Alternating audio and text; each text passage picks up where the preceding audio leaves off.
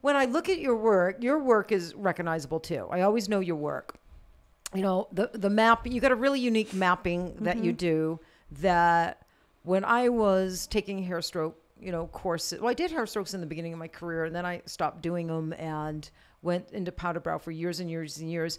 And then you and I were doing shades and strokes, and I wanted to be able to help you out on the floor. So I really studied your technique. You worked with me, and I've taken other hair stroke courses. I always felt your mapping was the most simplistic. It looks complicated when you look at it on someone's face because it's so pretty and all the, it's just so layered, so beautiful. But it's really not complex at all. It's a simplistic, you call it your branching, right? Guidelines, and I also do branching and blending and brow stippling. Yeah. Yeah. So I think it's really, really an easy or more simple. It's one of the simplistic mapping, hair stroke mapping techniques. I make it real easy to understand because I used to have the biggest problem with transitioning, where transitioning from an Asian brow or a combination brow or European style.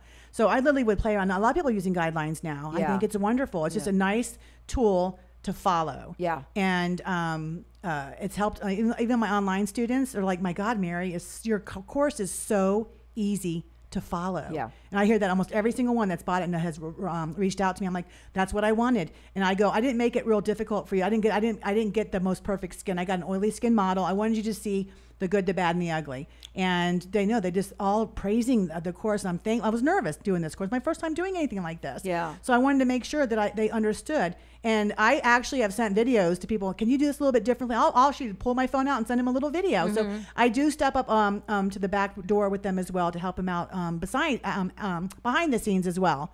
So yeah. Yeah. It is nerve-wracking putting your course on an academy. I almost had a nervous breakdown. I know you did. Making this academy, developing it, making it. It was a custom build-out site, and then putting my courses on there, and then Amber putting her course. I almost had a nervous breakdown. I can't tell you how many times. I think I confided in you a few times. Oh yeah. Because it's got to be. This is your work. Well, I know how you felt because me just doing the one course was like nerve-wracking for me. I can only imagine. Yeah. You putting up several at one time. Well, you have to put in these standards, right? It's got to meet these high standards across the board, and it's got to be really, really good. And, I know you feel the same way. When someone spends their money with us, that's a huge response. First, it's a compliment, right? But it's a huge responsibility. And for some people, $500, $400 is not a whole lot of money, but for others, that is, it might have taken them a year to save that money. Right. So no matter where they fall, anytime someone buys a course or spends money with me or in the academy, that's a big responsibility. And it's really important to me, to you, that, and a lot of people, there's a lot of people that we know in the industry that feel this way, that they got every penny's worth and they'd buy it again. And then some. They had it to do all over, they'd buy it again, right? But you just to give you a shout out too, I'm not just saying that because we're friends, on a business level. I could do my own online course if I wanted to. Mm-hmm. You're giving nature, and I'm not just saying this because I love you and you're my friend. I'm just saying this because there's nowhere else I would want my course to be other than with you, because you do give so much. And I know the sleepless nights you put into this. I know the blood, sweat, and tears and money that you invested in this. And I'd rather support you as a business owner. And our courses are very affordable. They're not raping people on price. Yeah, no. Our courses are so affordable. I just felt like, no, I'm doing it with Teryn, man. That's who I want on my table when I do this stuff. No, like seriously, it's not even about the money to me. I wanted to share this platform with you. It's very honored that you brought me here. I'm I'm not just saying that. It's the truth, because you do give so much, and I'd rather support you. Yeah. Well, you had to come with me. You had no choice. Mary's coming on my academy. I was beyond humbled and flattered. Well, I'm kind of bringing all my friends, like Nas coming on. By the time this launches, Nas' course will already have launched, so I'm not spilling the beans. And I've seen her in action. That girl's amazing. She's more of a soft powder ombre. Soft powder ombre. It's not like pure ombre. Single needle. Yeah, but it's easy to understand. Yeah. She I can't wait to watch it. So good. It's so good. Yeah. So I think it launches in She's almost weeks, in a right? couple Soon, weeks. yeah. Yeah. So I'm so excited. Yeah. So like I said, by the time this podcast launches, it's probably been on the Academy a month or 2 months or something like that. But yeah, so, so we're bringing on really cool artists, cool people on the Academy. Yeah. So I'm super excited about that. So let's get back to color. How do you, so I was saying that when I see your work, of course, it looks beautiful, the hair strokes, the placement, it's just this beautiful brow, but your color is always spot on. Mm-hmm. Okay, we know what you use for pigments now, but how do you pick the perfect color for each client? And I know a lot of, especially newbies, struggle with that. Yes. So after taking your color theory course 1 or watching that was a game changer for me.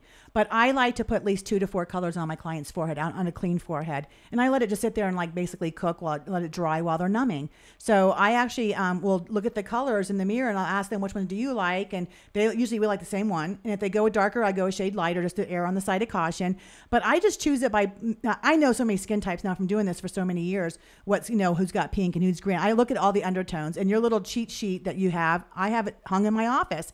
So I go by that too. It's kind of like my little cheat sheet go-to. I'm like, okay, she's got a lot of pink, so I can either use hazelnut or taupe. So I will sometimes take your aqua colors and modify that into like a dark brown. So I don't modify per se with a modifier sometimes, just another drop of another color that has that green undertone or the yellow or whatever it needs. Yeah. So I just put them on their skin and I let it dry before I make the selection. Yeah. Yeah. So it blends with their natural pHs. Yeah, I've watched you do that. Yeah. So I've never done that.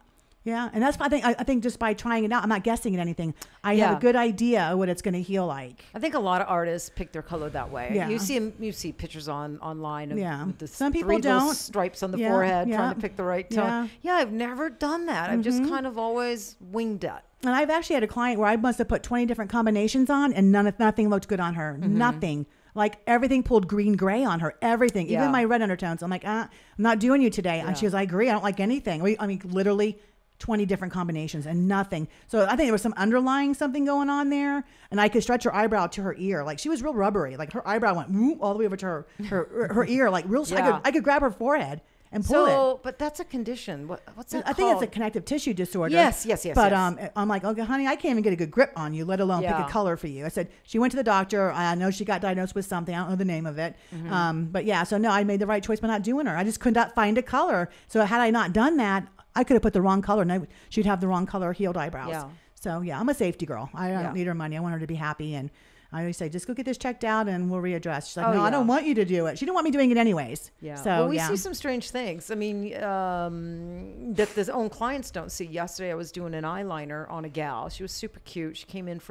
she was from like England on the coast, like the coastal part of like England. And she had a cyst on her eye, her bottom eye. And she didn't know it was there. And of course, so we didn't do her bottom eyeliner. So and it was something that I didn't really recognize. It wasn't just a skin tag. It was something different. It wasn't big, but it was definitely there. And of course, we don't tattoo over anything raised. I didn't really know what it was. So I just, we're not going to do your bottom eyeliner today, but you need to go to your eye doctor.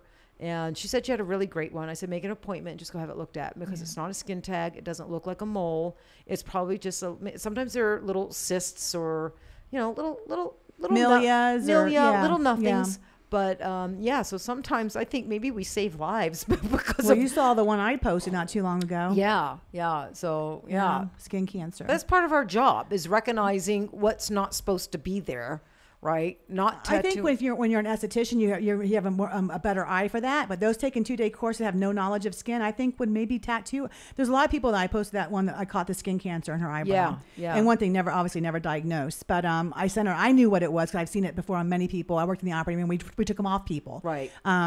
So you saw the post and everything. You would look at it and think it was nothing. And she thought it was nothing when she looked at it. But I didn't see it in the picture she sent me prior because the picture was, I don't know if it was filtered or what. I didn't see it. Or her hair was brushed over. I didn't see it. So when she sat down, I'm like, oh, and I started to ask. You always have to ask questions. Does it itch? Does it flake? How long have you had it? Oh, I've only had it a few months, but yeah, it flakes, it heals, it scabs. I'm like, okay, well, unfortunately, I can't put anything in there. God forbid it's something serious. I don't want to mask it with pigment.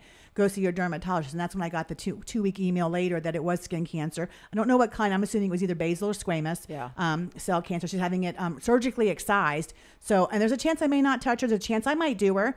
But I need a release letter from her doctor to make sure all the margins were removed, you know? Yeah. So I think people need to have the knowledge of skin to do permanent makeup. Yeah, no, for sure. A lot of people would have tattooed. A lot of people go, Mary, oh my God, thank you for posting. I would have tattooed right over that. Yeah. And that cancer would have grown and grown and grown. So, yeah. Or I'm wondering if the tattooing could have exasperated it. It could have flared up, or it can hide it when as it grows and changes. You don't see it. Yeah.